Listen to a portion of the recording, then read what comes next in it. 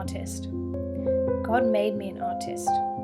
He also made you an artist. Last year, I threw away the old preconceived ideas about art that had haunted me through my childhood and school, and I looked from a new perspective. In school, I loved art, but I never felt I was as good as the others in my class. There were some very talented people in my class, stunning landscapes in oil and detailed paintings of faces and studies of the human form, both of which I decided I wasn't capable of. Whenever I drew people, it looked interesting.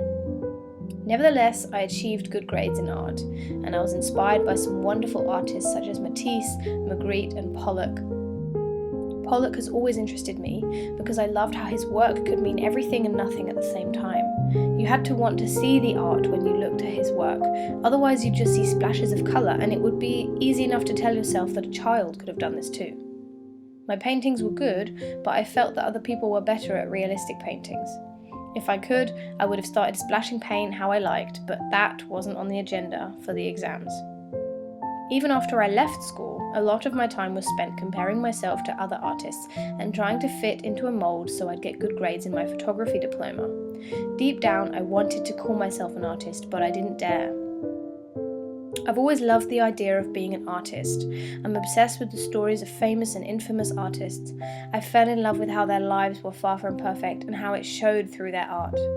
This gave me a sense of security. I didn't need to change to become a true artist. I could be exactly who I wanted to be. I loved the messy persona of being an artist. I've got artist blood running through my veins. We're all slightly messy and chaotic. Similarly, paint is messy, but it's so beautiful too. In my head, the image of the messy artist getting paint everywhere was the sign of being a real artist. Now I know that getting paint everywhere can also happen without any intention to create art.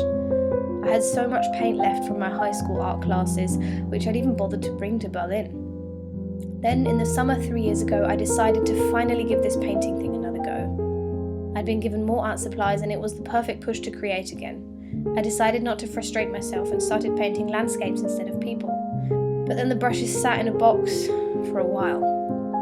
My diploma took priority. 2 years ago, I got an easel for Christmas.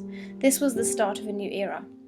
And when the pandemic hit last year, I ordered more art supplies and I sat in the sun and I painted. For the first time in years, I felt like a true artist. Was it the easel or the new art supplies? Maybe I'd grown more confident in myself. I decided that whatever I paint, it will be art. I stopped giving myself a hard time. I painted and painted and painted, and finally discovered abstract. I'm finally proud. I know that a lot of artists live their lives being utterly miserable with their work. Erwin McManus says in his book, The Artisan Soul, we can spend our lives lamenting that there are only 3 primary colours, or we can spend our lives imagining and mixing those 3 and beautifully defying the limitations. He says, the canvas does not limit God's creativity, but rather celebrates it.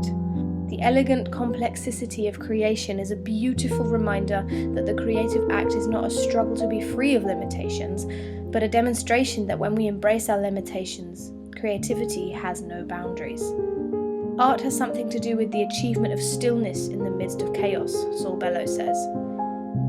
And Charles Horton Cooley says, an artist cannot fail. It is a success just to be one.